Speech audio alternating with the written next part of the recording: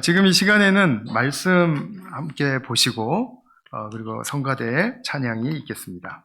오늘 하나님의 말씀은 고린도 후서 4장 16절부터 18절까지 보겠습니다. 제가 봉독하겠습니다. 그러므로 우리는 낙심하지 않습니다. 우리의 겉사람은 낡아가나 우리의 속사람은 날로 새로워집니다. 지금 우리가 겪는 일시적인 가벼운 고난은 비교할 수 없을 정도로 영원하고 크나큰 영광을 우리에게 이루어 줍니다. 우리는 보이는 것을 바라보는 것이 아니라 보이지 않는 것을 바라봅니다. 보이는 것은 잠깐이지만 보이지 않는 것은 영원하기 때문입니다. 아멘. 제가 말씀 위에서 잠시 기도하겠습니다. 사랑하는 주님, 오늘 이 시간에 우리가 예배 자리에서 또 주님의 말씀을 펼 수 있게 은혜 베풀어 주심을 감사드립니다.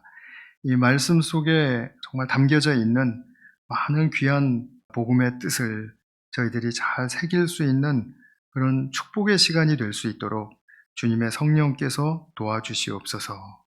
우리 구주 예수 그리스도의 이름으로 기도하였습니다. 아멘. 우리 모두의 그 각자의 삶을 이렇게 돌아보면 고난과 어려움이 없는 사람은 없다라고 하는 말에 아마 다 동의하실 것 같습니다. 근데 이상하게도 내가 고난을 딱 만나면 그리고 고난을 당하면 꼭 나만 당하는 것 같은 그런 느낌이 들어요. 마치 그 학교 다닐 때 다른 친구들은 다 자리에 남아있는데 나만 혼자 선생님한테 불려 나가는 것 같은 나만 혼나는 것 같은 그런 느낌이 듭니다. 근데 사실 그건 진실이 아니죠. 누구나 다 사실은 나와 같은 마음을 가질 수 있고 또 모든 사람은 다 고난을 겪고 있다라고 우리는 말할 수 있습니다. 이 고난을 이야기할 때는 정말 다양하고 넓은 스펙트럼을 가진 것이기 때문에 정말 종류가 많습니다.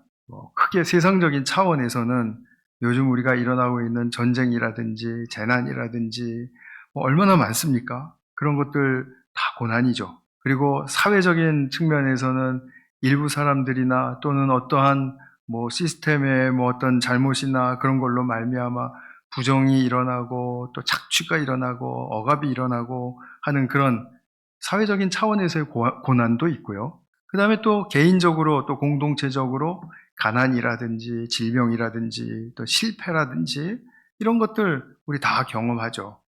그러니까 우리가 고난의 종류를 열거한다 그러면 아마 끝도 한도 없을 것입니다. 오늘 우리가 본문을 보면서 사도 바울의 그 서신서 고린도 후서를 일부를 보셨는데 바울은 정말 자기 혼자 불려나가서 고난받는 것 같은 그런 느낌을 가졌을 것 같아요. 왜냐하면 선교의 역사 속에서 거의 첫 번째 선봉에 선 선교사 아닙니까? 처음으로 나간 선교사가 선교하는데 고난이 이루 말할 수가 없는 겁니다. 이야기해서 우리가 알고 있듯이 붙들려서 매도 맞고 그 다음에 감옥에도 갇히고 굶주리고 죽을 뻔한 위협도 당하고 막 불의하고 부당한 일로 여겨지는 것들이 자기 앞 인생에 너무 많이 일어나는 겁니다. 그렇게 보이는데 사도 바울이 그러면은 아마 굉장히 많이 힘들었을 거예요. 처음에 이게 도대체 무슨 의미인가? 이거 나 선교 그만두라는 얘기인가? 이 정도면 난 못하겠는데? 하는 생각이 인간적으로 왜 들지 않았겠습니까? 그런데 사실 우리가 이제 결론적으로 사도 바울의 이 가르침을 보면 이 고난을 떠나서는 설명이 안 됩니다. 고난이 없는데 나는 선교했다. 그래서 난 이렇게 하나님의 뜻을 이루어 드렸다. 이게 지금 성경적이지 않다라는 이 말씀입니다. 왜냐하면 자신이 당한 고난, 그리고 세상에 이렇게 지금 편만한 고난, 이 고난을 예수님의 고난과 죽음에 연결해서 거기서 피어나는 부활의 생명의 복음을 이야기하고 있기 때문에 그렇습니다. 반드시 배경이 고난이라는 공통점을 갖고 있다라는 것을 우리는 말할 수 있죠. 예수님께 대해서도 마찬가지입니다.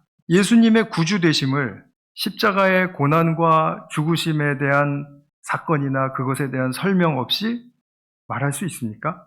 우리 오늘 성가대가 찬양한 건 뭐죠? 십자가의 고난과 죽음이 있는 그 가운데 예수님의 구주 되심이 드러난 것입니다. 물론 긴 설명이 필요하지만 우리는 거기에 분명한 결론적인 동의를 가지고 있죠. 자, 그러면 바울도 그랬고 예수님도 그러한데 우리는 어떨까요? 우리는 고난을 피해가고 그리고 우리는 부활의 생명을 누리겠습니다. 라고 말하는 것이 과연 합당한 성경적인 태도일까에 대해서 한번 질문을 던져보게 되죠. 우리 그리스도인들도 동일한 맥락에 있다라고 이야기하는 것이 사도 바울의 주장이고 설득입니다. 그래서 오늘 이 고난 속에서 사도가 전하려고 했던 메시지가 과연 어떤 반전의 그 포인트를 가지고 있는지, 또 어떤 축복의 의미를 가지고 있는지, 우리 그것을 함께 생각해 보는 시간을 갖기를 원합니다. 사도는 고난 속에서도 우리는 낙심하지 않습니다. 라고 이렇게 말합니다. 사도 본문, 오늘 본문, 이전의 그 말씀 속에서 그 내용을 보면 자기가 당한 고난에 대해서 참 자세하게 구체적으로 이야기해 주거든요. 사방으로 죄어들고 또 박해를 당하고 거꾸러뜨림을 당하고 그렇게 한다는 거예요. 그런데 그 4장 10절의 말씀을 보면 이렇게 이야기합니다. 우리는 언제나 예수의 죽임 당하심을 우리 몸에 짊어지고 다닙니다. 예수님의 죽임 당하심, 그 고난을 우리도 당하고 산다 이 말입니다. 지금 이제는 완전히 여기에 대해서는 아주 선명합니다. 이렇게 말을 할 수 있는 것이죠. 우리 몸에 짊어지고 다닙니다. 그것은 예수의 생명도 또한 우리 몸에 나타나게 하기 위함입니다. 우리의 삶 속에서 예수님의 부활의 생명이 나타나게 하려고 우리는 그 고난을 짊어지고 다닙니다. 지금 이런 말이죠. 그리고 이어가기를 오늘 본문 첫 절에서 그러므로 우리는 낙심하지 않습니다. 라고 이야기를 해요. 그리고 거기서 마치지 않고 낙심하지 않는 이유 2가지를 우리에게 말해주고 있습니다. 자, 첫 번째 이유가 뭐냐면 바로 그 뒤에 나오죠. 겉사람은 낡아가나 속사람은 날로 새로워지기 때문입니다. 자, 겉사람이 쇠해가는 것은 인정해요. 그거는 옳다는 거예요. 그런데 그렇지만 우리의 속사람이 새로워지기 때문에 나는 낙심하지 않는다. 우리는 낙심하지 않는다라고 이야기하는 것입니다.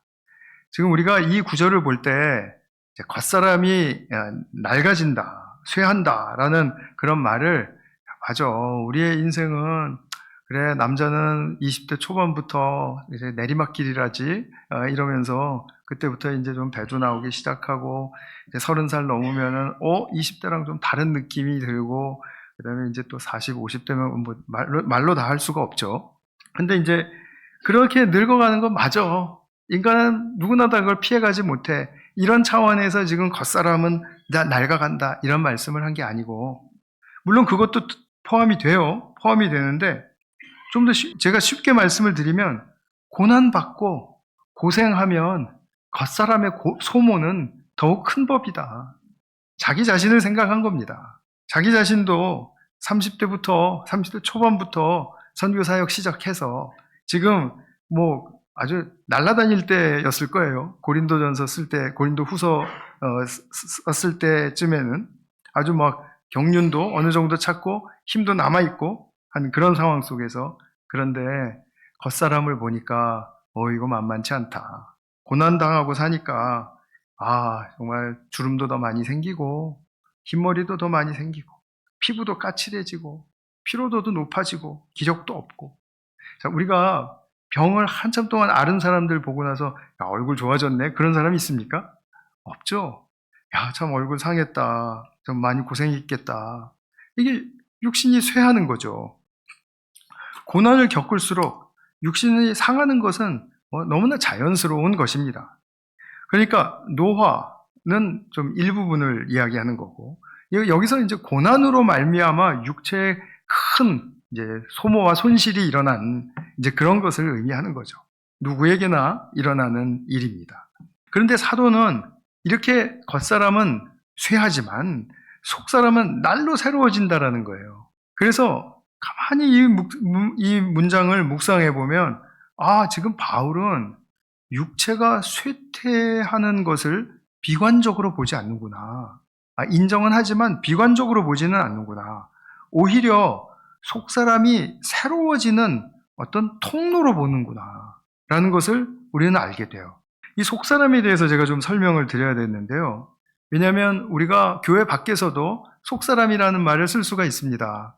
그렇게 속사람이라는 말을 쓸 때는 이 내면의 전체를, 우리 인간은 이제 내면적이 있고 외향적인 부분이 있지 않습니까? 이 내면적인 부분을 총칭해서 속사람이다 이렇게 말할 수 있어요. 그런데 성경에서 속사람이라고 말할 때도 이러한 관점에서 보게 되면 약간 좀 어긋나게 되는 그런 측면이 있습니다. 여기서 바울이 속사람이라고 말할 때 내면 전체를 총칭하는 것이 아니라 이제 이것이죠. 예수를 만나게 되니까 내게 새롭게 생긴 마음이 있어요. 새롭게 생긴 생각이 있고 또 새롭게 느껴지는 의식이 있습니다. 이것은 예수님 믿기 전에는 경험하지도 못했고 상상도 할 수 없었던 그런 마음과 생각과 의식의 변화, 그것을 이제 분명하게 보게 된 것이죠.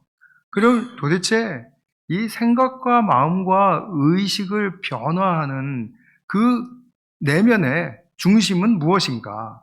그럼 어떤 중심이 내게 지금 새롭게 생겼길래 나 이렇게 변화됐지? 하는 그런 측면에서 이 내면의 중심을 속사람이라고 하는 거다. 이렇게 지금 이야기를 하는 것입니다. 내 안에 분명히 들어오신 성령님께서 나를 새롭게 창조하셨다라고 이야기할 때 내가 겉의 모습까지 다 창조된 게 새롭게 창조된 게 아니라 나의 속사람이 창조됐다라는 그런 의미이죠.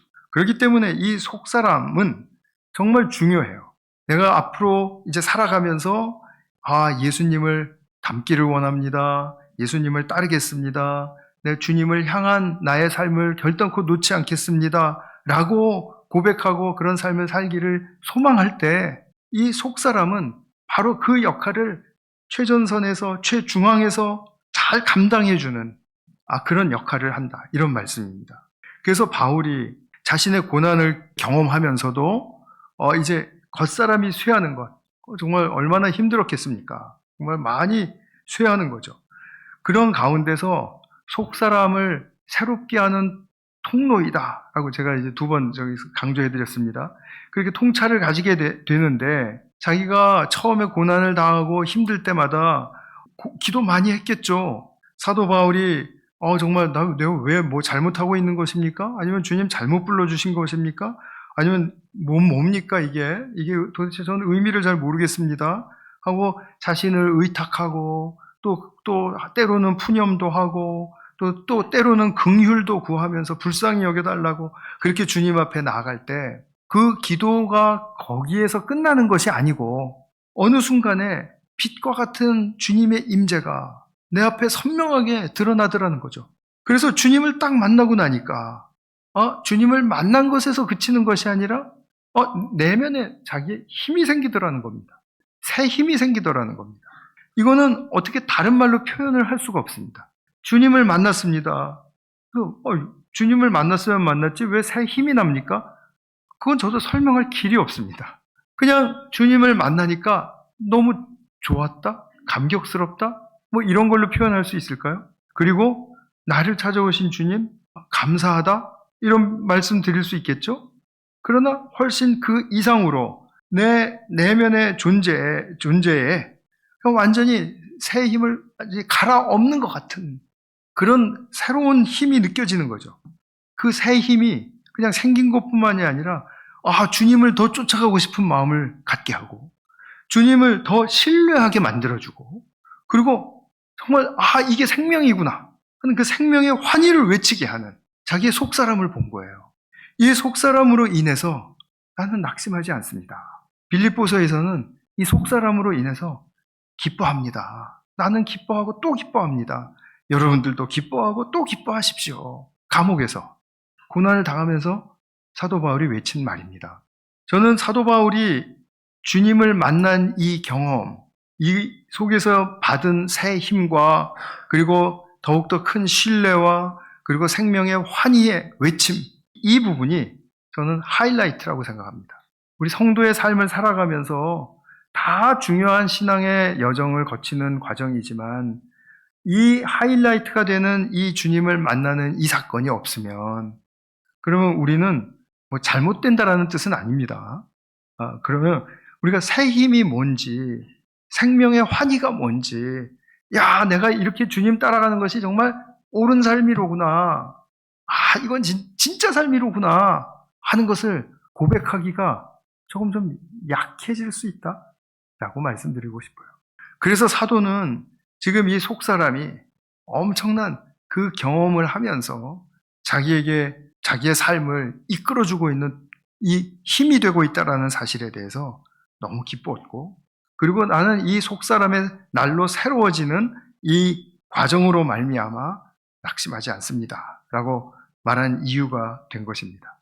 또 낙심하지 않는 둘째 이유는 뭐냐면 이 속사람과 이제 당연히 연결이 됩니다. 오늘 설교 끝까지 이 속사람은 계속해서 연결이 됩니다. 이 속사람의 새로워지는 역사가 자기 인생과 사역의 길에서 얻게 된 굉장한 축복이고 영광으로까지 표현할 수 있다는 것이에요. 나는 그냥 선교 사역으로 이렇게 뛰쳐 들어왔는데 뛰어 들어오고 나서 고난 당하고 하나님께 이렇게 예수님께 기도하고 이렇게 하는데 이 속사람이 새로워지는 역사를 자기가 경험을 하고 나니까 야, 이건 축복이요, 영광이구나 라고까지 고백을 하게 되었다라는 겁니다. 17절에서 이렇게 얘기하지 않습니까? 지금 우리가 겪는 일시적인 가벼운 고난은 비교할 수 없을 정도로 영원하고 크나큰 영광을 우리에게 이루어 줍니다. 영광스럽다는 거예요. 그런데 사도가 곰곰이 생각해 보니까 자기가 당하는 고난은 일시적인 것들이에요. 당하고 있지만 그 고난이 계속해서 죽을 때까지 똑같이 가는 게 아니고 또 멈춰지고 사라지기도 하고, 물론 또 다른 고난이 오지만 그 고난이 오다가 또 멈춰지고 또 사라지고, 이 고난은 잠시 왔다가 가버리더라는 겁니다. 그런데 자기의 속사람의 수명을 가만히 따져보니까 이 속사람은 죽는 성질의 것이 아니더라는 거죠. 이 속사람은 사라지는 것이 아니구나. 그것을 확신하게 된 겁니다. 왜 사라지지 않을 생명이라는 것을 분명하게 알 수 있었을까요? 어떻게? 이것이 바로 구주 예수 그리스도의 부활의 생명임을 알았기 때문입니다. 예수님이 주신 생명으로 자기가 새로워졌고 또 더욱더 새로워지고 있는 이 속사람의 역사를 보니까 이것은 주님의 부활 생명이 영원한 이상 이 속사람의 정말 생명도 영원하다라는 것을 확신하게 된 겁니다. 내가 고난과 결핍 속에 거할지라도 이 속사람 생명은 결코 죽거나 사라지지 않는다. 나의 육신은 죽는다. 그러나 나는 죽지 않는다. 이런 지난주에 말씀드렸던 이런 역설을 이제 주장할 수 있게 된 것이죠. 그러면 속사람이 우리에게 가져다 주는 축복이 있습니다. 지금 이제 조금 전에도 이제 많이 말씀을 배경적으로 드렸는데, 이제 이 축복을 만난 우리가, 속사람이 우리에게 축복을 가져다 주는데, 이제 앞으로 우리는 이것을 품고, 이것을 소유하고, 어떻게 살아가야 할 것인가에 대한 말씀이 조금 필요하겠죠. 속사람에는 영원한 속성이 있다는 것을 지금 방금 말씀드렸습니다. 그리고 18절에 나오는 말씀은 우리는 보이는 것을 바라보는 것이 아니라 보이지 않는 것을 바라봅니다. 보이는 것은 잠깐이지만 보이지 않는 것은 영원하기 때문입니다. 자, 여기서 말하는 영원이란 말은 그냥 끝이 없는 긴 시간을 이야기하는 것이 아니다라는 것을 우리 잘 아셔야 됩니다. 성경적으로 영원이라는 것이 의미하는 것은 질적인 새로운 차원을 이야기하는 것입니다. 그러니까 주님을 만났죠? 주님 참 생명을 지금 누리고 있죠? 내 안에 속사람이 환희하죠? 자, 그런 가운데 내 삶이 옛날 같으면 이 고난 속에서 나 주저앉고 낭패다 싶고 그 다음에 포기하거나 아니면은 핑계를 대고 피해가거나 했을 텐데 이 고난을 당해도 나는 지금 이런 새로운 생명의 차원에 이르렀네 하는 것을 발견하고 그것을 즐거워하고 기뻐하다 보니까 그래, 고난을 당하는 건 어렵지만 그 어려움보다도 속사람을 즐거워하는 것이 더 크다 이거예요. 사도 바울의 주장은, 그리고 경험은 이것입니다. 그러면서 보이는 것은 잠깐이라고 얘기했을 때 보이는 것은 무엇을 지칭하는 말일까요? 고난이죠. 그죠? 잠깐이니까요. 그러니까 보이는 것은 눈으로 보기도 하고 이 육체로 센스하는 거예요. 감각으로 느끼는 고난. 즉 일시적이다. 그것은 조금 더 깊이 그 뜻을 확장시키면 그건 덧없다. 고난이 있지만 나를 망가뜨리지 못한다. 이 고난 자체가 내 인생에 일시적이고 그냥 덧없는 것이다. 지나가는 과정이다. 이런 거죠. 그렇다면 반면으로 보이지 않는 것은 뭐죠? 속사람에 대한 것이죠. 이 속사람으로부터 사람은 진정한 변화와 성장의 과정을 거쳐가도록 되어 있습니다. 이 속사람은 결코 정체되지 않습니다. 그 속사람이 내 안에 창조가 되었을 때 이런 모든 과정들을 통해서 이제 변화되고 성장해 나가는데 속사람이 나의 인격을 다스리는 겁니다. 나의 삶의 방식을 다스리는 거고요. 나의 삶의 안목을 바꿔주는 것입니다. 더 성숙하게 만들어주는 거예요. 그래서 나의 습관까지도, 나의 태도까지도 모든 것들을 이 속사람의 변화와 성장하게 하는 힘으로 말미암아 이제 조금씩 점진적으로 성화되어 가는 것입니다. 우리 그래서 이제 성화의 여정을 걷게 되는 그런 사람들인 것이죠. 근데 그 내용이 뭘까요? 변화시키고 성장시키는 그 내용이 중요하지 않겠어요? 그냥 무조건 변화됐다, 나는 성장했다. 그러면 뭐 누구든지 뭐 변화되지 않으면서도 자기는 그렇게 말할 때 인정해 주는 수밖에 없겠죠. 그런데 사실은 이 속사람의 그 추구하는 내용은 너무나도 명확합니다. 그것은 무엇이냐면 이 속사람은 항상 대표적으로 제가 두 개만 말씀을 드리면 성품을 지향하고 관계를 지향하는 그런 속성을 갖습니다. 다시 말하면 성품을 지향한다고 할 때 지금 나의 성품으로 충분한 게 아니라 내가 지금 새롭게 알고 그리고 믿고 있는 예수 그리스도의 성품, 그 성품을 지향하게 되는 것이고 내가 모든 관계를 갖게 되었지만 예전에는 내 중심적으로 계산해서 그 관계를 다 정의하고 그리고 또 뭐 더 진전시킬 거 진전시키고 또 정리할 거 정리하고 이렇게 했지만 이제는 그 관계의 본질 속에서 이 관계는 더 아름답고 선한 방향으로 가야 한다라는 것을 의식하게 되는 거고 또 도전받게 되는 것입니다. 그러니까 속사람이 들어온 우리 그리스도인들은 이제 살아가면서 두 가지 옵션을 앞에 두고 이제 갈림길에 서게 됩니다. 첫 번째 것은 무엇일까요? 속사람이 지어지기 전에, 그러니까 예수님 믿기 전에 내 살던 스타일이 있잖아요. 그 스타일대로 내가 이 상황과 사람에 대해서 대응해 나갈 것인가? 아니면 내 마음과 생각 속에서 지금 새롭게 의식하는 예수님, 내가 알게 된 그 예수님의 성품을 따라서 내가 대응할 것인가? 결정하고 선택해야 합니다. 나를 막 목살기 구는 사람이 있고 억울하게 만드는 사람이 있고 할 때 옛날 성질대로 할 것인가? 아니면 새로워진 변화된 어떤 모습으로 반응할 것인가? 이런 말씀인 거죠. 그래서 예수님의 성품을 따라갈 것인가에 대한 결단이 요구되는 것이고요. 또 상황과 환경 속에서 우리가 맺고 있는 많은 관계들이 있습니다. 사람과의 관계도 있고 또 뭐 우리 자연과의 관계도 있고 또 나의 직업과의 관계, 소명과도 관계가 있고 모든 것, 나는 또 나의 자신과의 관계도 있고 우리 모두는 다 그런 아주 다양한 차원의 관계를 다 품고 살고 있거든요. 그 관계들을 어떻게 할 것인가?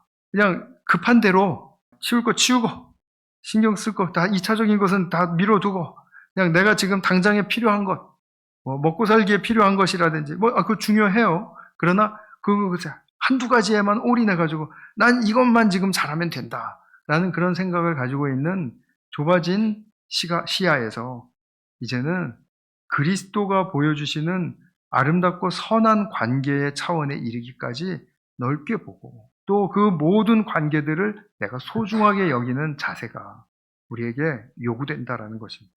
예수님의 성품이 요구되고 또 아름답고 선한 관계를 새롭게 하는데 내 자신이 요구가 된다라는 거죠. 이런 요구를 받을 때 듣기는 굉장히 좋죠. 그죠? 예수님의 성품을 추구하고 아름답고 선한 관계를 가야 된다. 좋은데 힘이 있어야 되지 않습니까? 이렇게 내가 선택을 하고 결정을 하고 그걸 감수하면서 뭔가 맞서기도 하고 또 따라가기도 해야 하고 섬기기도 해야 되고 하려면 힘이 있어야 되지 않습니까? 힘없는 사람이 이것을 할 수 있을까요? 할 수 없죠.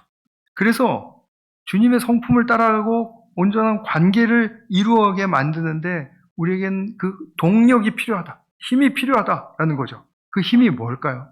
어떤 측면에서 나와야 될까요? 참 의미를 발견하고자 하는 의지입니다.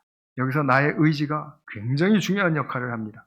참 의미를 추구하고 발견하려고 하는 그 의지.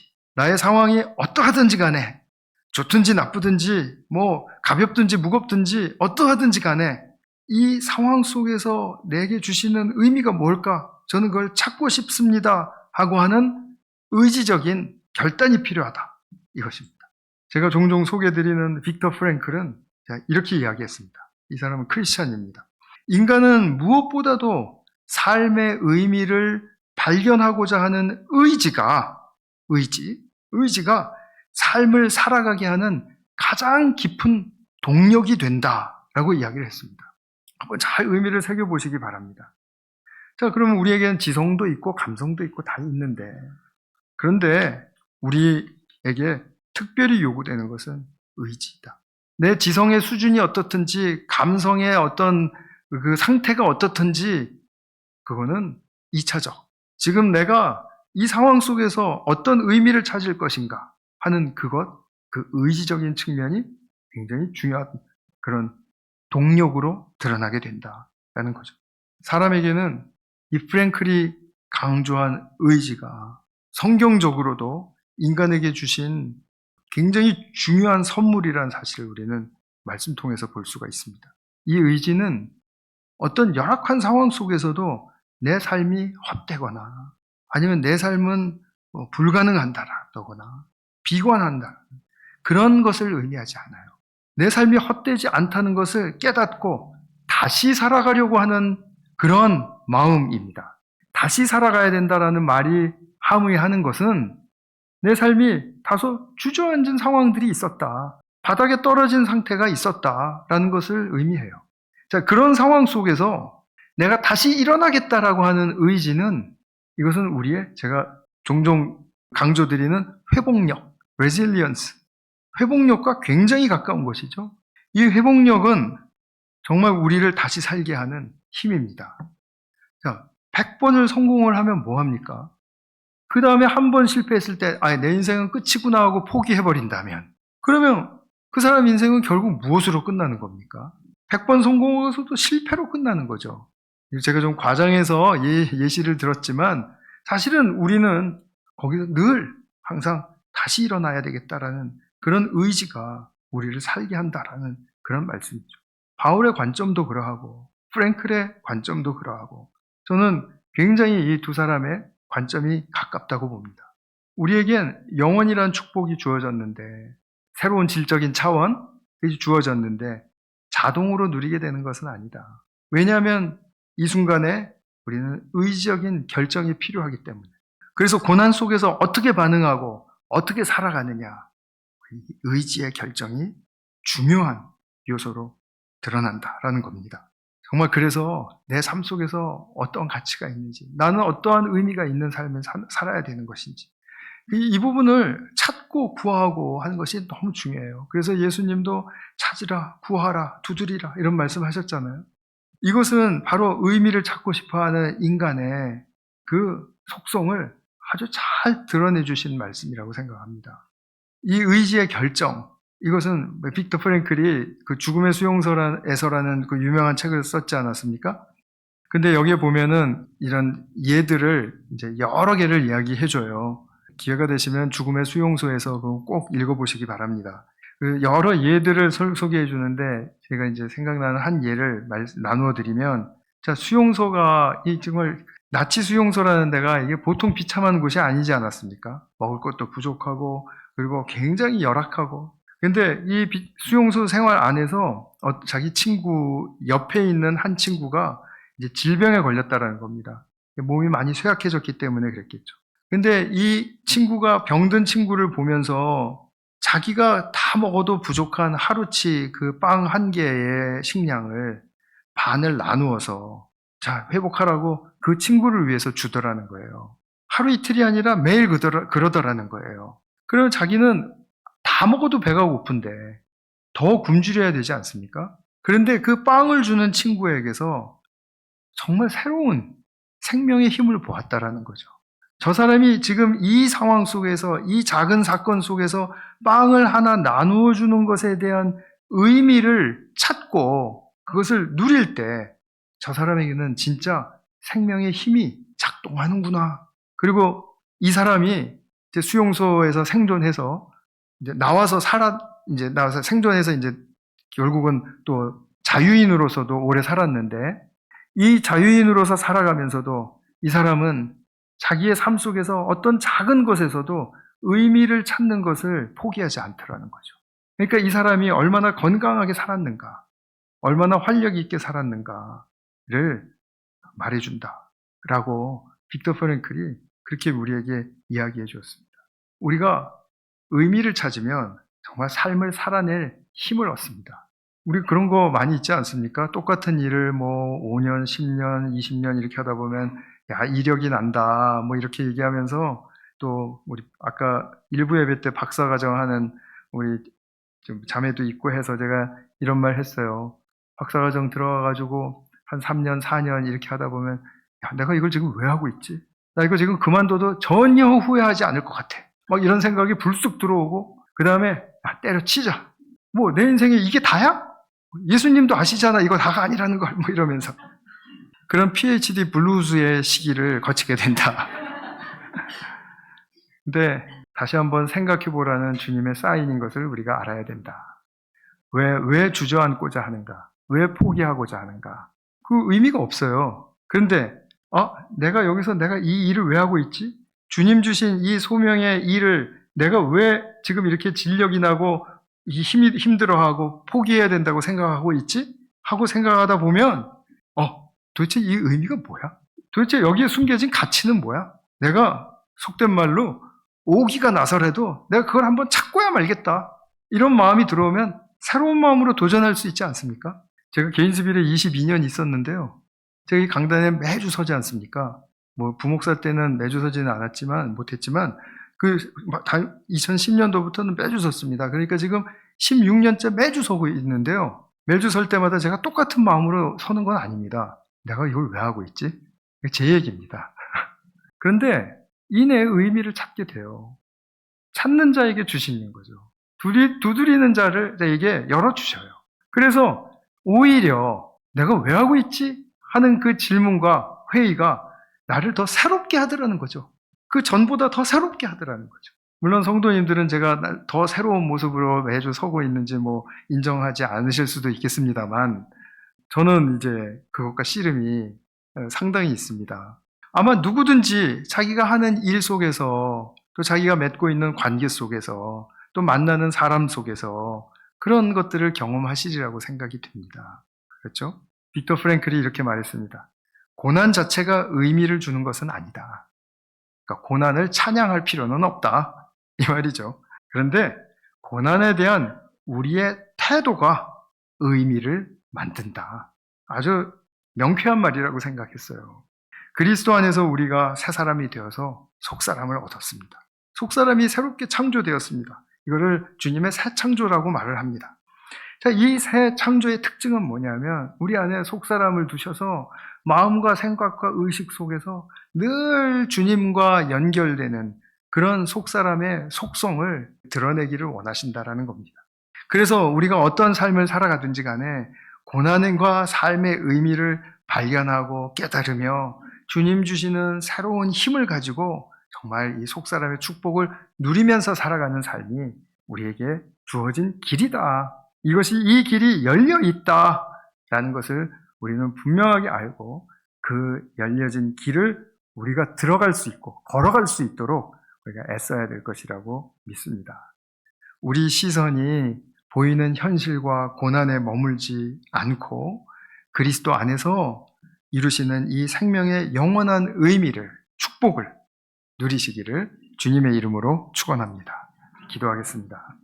사랑하는 아버지 하나님, 오늘 사도 바울이 그토록 힘들고 괴로운 고난을 당하면서도 속사람이 새로워지기 때문에 주님께서 주신 이 삶이 참으로 낙심할 삶이 아니고 또 기뻐하는 그러한 삶으로 나갈 수 있다는 것을 정말 우리에게 너무나도 선명하게 보여주었습니다. 주님께서 이제 축복하시는 가운데 우리 모든 성도님들이 이러한 사도 바울의 고백을 담고 그리고 살아갈 수 있는 그런 귀한 능력과 지혜와 의지가 넘치는 그런 축복의 삶으로 하나님 허락하여 주시옵소서.